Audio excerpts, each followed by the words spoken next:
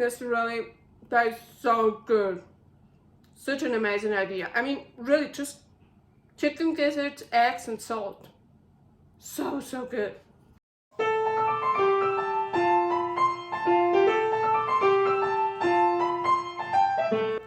Carnivore Girl's Creative Carnivore Kitchen. No plants, no dairy, the next level cooking show. Carnivore recipes with meat, fish, seafood, eggs, gelatin, flavored seltzer, water, and salt. From super easy to complicated, from quickly done to many hours in the kitchen. I always say everybody's body and brain are different, and you gotta figure out what works best for you. The carnivore lifestyle has tremendous benefits, healing effects, and is the best elimination diet. There are many different ways how to do carnivore. I found a way that momentarily works the best for me. In this cooking show, I'll show you it doesn't have to be boring and can be very creative, delicious, and fun. I already created so many carnivore recipes on Instagram at karnivorgirl, and I have this never-ending list on my phone with tons of ideas. My brain is a gift and a curse. Have fun with this episode! Welcome to my creative carnivore kitchen. Carnivore Girl here, and yes, today is a jarring video. Gizzards, turkey gizzards, and chicken gizzards. They're so delicious like this. Sterilizing. So my jars are actually all clean. I wash them by hand, then in the dishwasher, and then I just store them until I need them. And so before jarring, I started sterilizing everything. So all the jars, all the rings, all the lids are in here in a pot with 3 quarts of water, because that's the amount then I will need for jarring. I'm gonna put on the lid, close it, and it's already set on the highest. Now I'm gonna wait until it starts boiling. And when it boils, I set the timer to 10 minutes, and the steam in here will nicely sterilize everything. And now everything is nicely sterilized. It's still very hot, of course, so usually I just keep it in here for a while, then I take it out and I can start jarring. Oh, look at those gizzards. So here, first chicken gizzards. I wash them and I clean them. I always look through the gizzards because I usually find, so like on here, like this yellowish skin or some of that skin. So you see, I can just take it off like that. And look at that one here.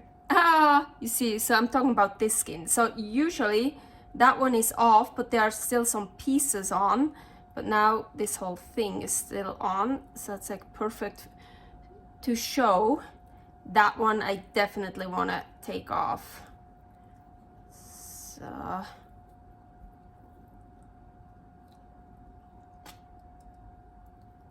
So and then I wash it, and then here they're ready.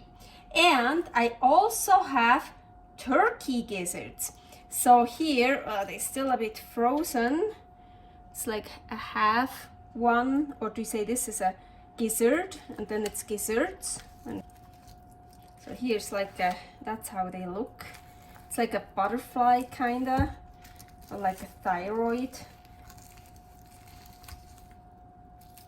So here are turkey gizzards, and they are much bigger than the chicken gizzards here, you see. This is 1 pack, and then I had another pack that I defrosted. They don't really look that nice yet, but look at these. Oh my gosh, those are apparently also turkey gizzards. I don't know, look at, I mean, they're like huge. Yeah, I just checked. Both turkey gizzards. I think these were here and these were here. So yeah, this is like so much bigger than this, and they're of course also so much bigger than the chicken gizzards here. Kinda, they're not really whole. Here we have a whole one. So anyways, gizzards. And I wanna jar only gizzards, but I also wanna mix it with some stuff, some ground beef, eggs that I don't have out yet, and I also just bought this. It was like a big piece of bottom round, and I was like, oh my gosh, I need to jar some of this, because you see this like silver skin here, or here, like this connective tissue, or here the fat, and it's not just like, this fat is really chewy. So all these things that are basically really tough and that are really tough to eat, they are perfect for jarring. So I cut off like all that stuff. I will also chop these pieces. I just wanted to show you. So usually I eat bottom round very rare, if not raw, and then this is so chewy I can't eat it. But when I jar it, slow cook it, like a long time cooking, this gets super soft. It melts in your mouth almost. It gets totally edible, and it's so delicious. I usually always use Pint jars wide mouth, but now I also have some of Pint jars, how do you say, narrow mouth, also because they are actually cheaper, much cheaper. And but they also, I feel, I mean, look at this, they hold less, but I think for gizzards that's perfect. Well, maybe not for those huge turkey gizzards, but for the chicken gizzards. So we can fill one up full of, this will be a jar just with chicken gizzards. So kind of underneath the rim, you want to leave 1 inch headspace. So this is 1 inch, this is 1 inch, so it's like perfect. You want to fill it up till here basically. I'm pushing them a little bit down, but not too much. So I'm just having fun here. So here I actually have, okay, just chicken gizzards, just turkey gizzards, the middle-sized ones, or like the smaller turkey gizzards. And here I could even put in the really big ones, plus 1 from the smaller ones. Then I just mix the chicken gizzards with some of the bottom round chicken gizzards with the ground beef, and now I had the idea. So now I'm taking a wide mouth. Here are some of those as a half, really big, so like those turkey gizzards, and I wrapped them with ground beef. Oh, and I think, well, when I tried it, of course, 4 of those fit in the jar, but now, well, okay, let's say maybe just 2, or not even. I have to, like, let's just push them down. So 2. Let's just put 2 in here. With the egg, I've already done one here with chicken gizzards and eggs. And here, turkey gizzards. Yes, I cut them in pieces. They're so big. And here are just blended eggs with some salt. Yes, about salt. You don't need any salt for jarring. If you want to use salt, you don't even need to use jarring, canning salt. You can use whatever salt you want as long as it's pure, meaning no dextrose, anti-cake. Well, it's about the anti-caking agent. No anti-caking agent should be in it, but dextrose shouldn't be in salt anyways. So you will see I will put salt in the others later. I usually do that at the end, except for the eggs. I just put that in before I blend it all together. So it's just something I do. So now here I'm just gonna fill it up. Well, underneath the rim, a little bit less with the eggs because eggs expand. Hi, what do we have here? We have a lot of the little ones because I can fit more of them into the canner. Well, they're not little, but they are smaller than the big mouth. The wide mouth. Okay, so chicken gizzards, turkey gizzards, chicken gizzards and bottom round, chicken gizzards and ground beef. Ground beef is 73%, very fatty. Turkey gizzards and bottom round. Turkey gizzards and ground beef. Eggs and chicken gizzards, eggs and turkey gizzards chopped up, eggs and turkey gizzards still whole, intact. Here the turkey gizzards wrapped in ground beef, and here I just put in bottom round. And wait, there is something wrong. You know what? No, this one is, I just remember, this is the jar where I finished off everything. So here are turkey gizzards, ground beef, and bottom round. Yes. And this here is just ground beef and eggs.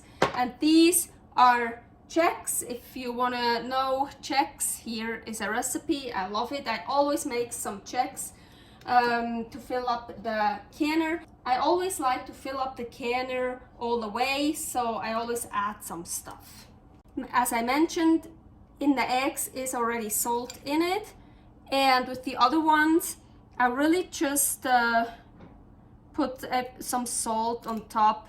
I never measure it out. Sometimes it's too much, sometimes it's too little. Usually it's too little. So, and I'm a salty person, but just like so. Very important. So I clean the rims with a damp towel, a clean damp towel. Then other side, dry towel. So totally clean. Get a new lid, 2 fingers, and just a little bit. Ready for the charring canner. So I added a little bit more water because from the sterilizing I feel some of the water evaporated, and I put in a tiny bit of vinegar so not everything turns black, as like the pot and stuff, so it stays clean. So here are, for the first time, I have only narrow mouth pint jars on the bottom, and I can fit 10 instead of 8, so super cool. Now this one on top, and now I'm gonna put 8 of the wide mouth on top. The canner is ready. Here my lid. I'm gonna check it. Gonna check this. Yes, that works fine. Here the vent. Can I see through? Yes, I can see through it. That one is good too. So here is a V, or they call it an arrow, V to V. Here's one too. Close it up. I already turned it on, highest heat. Now I'm gonna wait until a steady stream is coming out from the vent. First it's just like but once it's really steady, I'm gonna turn on my clock for 10 minutes, my timer. So the 10 minutes are over. You see that steady stream. So all I'm gonna do now is I'm gonna put on the weight. And now I'm gonna wait until it hits my number. Here is a chart. What number you use, it depends what altitude you live in. So for me it's 13 pounds. So maybe at around 10 pounds I start decreasing the heat, and as soon as it hits 13 pounds, I will set the timer to 1 hour and 15 minutes. And then I have to make sure it always stays above 13 pounds. I like to have mine between 13 and a half and 14 pounds, and then I'll just kind of play with this a little bit more, a bit less, so it just always stays above the 13 pounds. If it goes below my number, I have to, well, first get it back to the number again, and then start all over with the timer, 1 hour, 15 minutes. Also, you can see that one popped up. That means the steam is building up here. It's all the pressure built up in here. So after 75 minutes, having the gauge always at least 13 pounds, I turned off the stove and I slowly, carefully put that away from the hot stove. So I just left it here and I waited until the gauge is at 0. And this one here, you remember that one that popped up, that went down now all by itself. So, and now all I'm gonna do is taking off the weight, and now I'm gonna wait 10 minutes. And after those 10 minutes, I'm gonna open up the lid, and careful, because still a lot of hot steam will come out. So I will just open it like this. And then I'm gonna wait another 10 minutes. And then finally, I will take the jars out with this here, put it on my cutting board over here, and just leave it here overnight and deal with the rest tomorrow, the next day. I am so mad. How could I forget? So I totally forgot to pour in water after I put in the gizzards or whatever I put in, and the salt, and then I wanted to fill it up until almost the rim, or until the rim, with just water, and I totally forgot. So now, of course, I don't have much water in here. So, well, now I can show you. It's actually a perfect experiment. So I can show you if you don't put in any water. These here, I think, are the big turkey gizzards. So those are still quite frozen. So I got like half.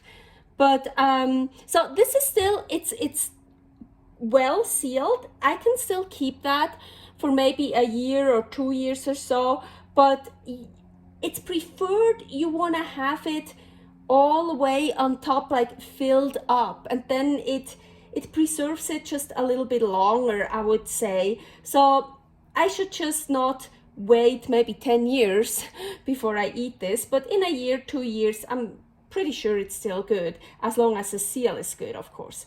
So, but I'm so mad I forgot. Of course, the eggs, you see, this is what I want. Filled until the top, like as much filled up as possible, as long as the seal is still good. That's perfect. So of course with the egg, I didn't want to add any water because the egg was actually the filler instead of the water. So this is good. So what I'm doing right now, here I can show you with that one here. Ooh, that one actually has quite a lot of water. Yeah, maybe it's a good thing I used quite frozen gizzards. So the ring, so I show you with that one here what I'm doing right now. The ring comes off, very important. And then I clean everything.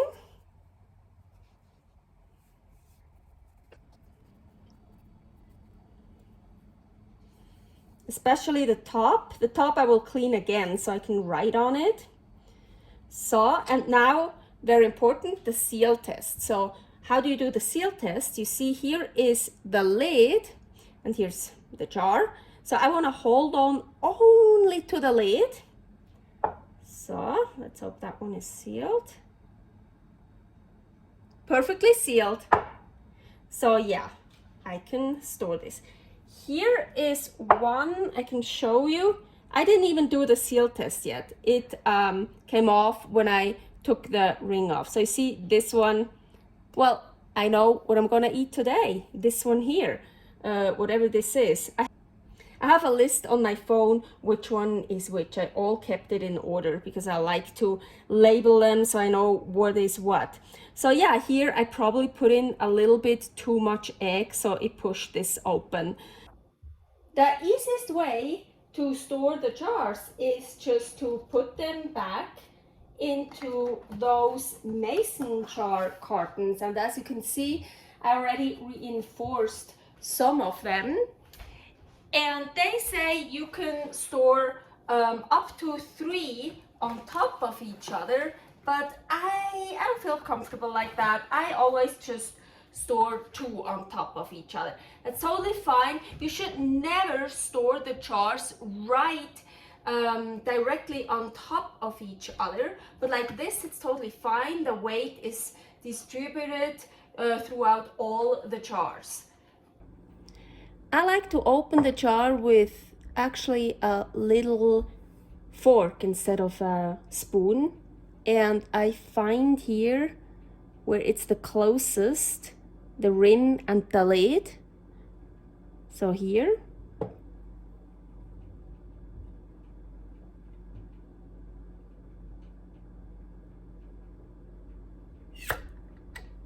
And open.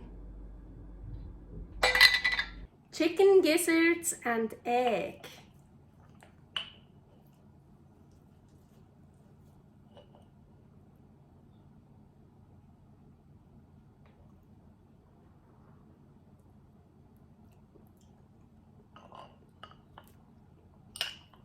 It is so good. Oh wow. That's so good. Such an amazing idea. I mean, really, just chicken gizzards, eggs, and salt. So good. Turkey gizzards and egg.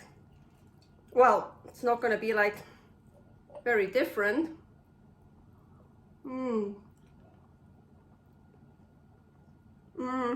Wow.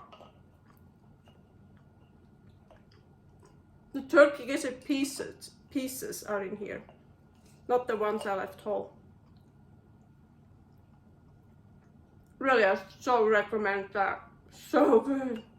Okay, so those narrow mouth jars, unfortunately, look, you can see, here is one, they stick out, so they're higher than those. So, and that's how I store my jars. So I had to make sure I put all of those in the upper ones. You see, they're mostly here, because otherwise it's not a good idea to put them on the lower one. So just keep in mind, if you use the 2 different kinds of jars, it's a bit harder to store together. Well, it works, like here, no problem, but not on the lower ones. Thanks for watching. If you try out this recipe, please tag me and let me know how you like it. Subscribe, share, like, comment, follow me on Instagram @karnivorgirl. See you next week in my next episode of Carnivore Girl's Creative Carnivore Kitchen. No plants, no dairy, the next level cooking show.